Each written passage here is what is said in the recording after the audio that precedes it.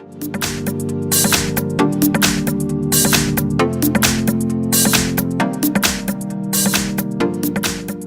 have KRUGER Matz Live 7S, and let me show you how to reset DRM license on the following device.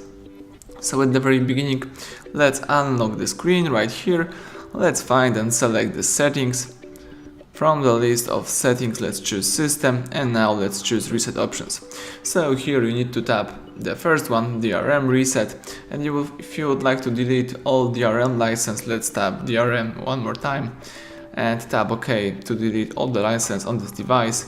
And license have been deleted successfully, so everything went well. You can go back and start using your device in a normal way.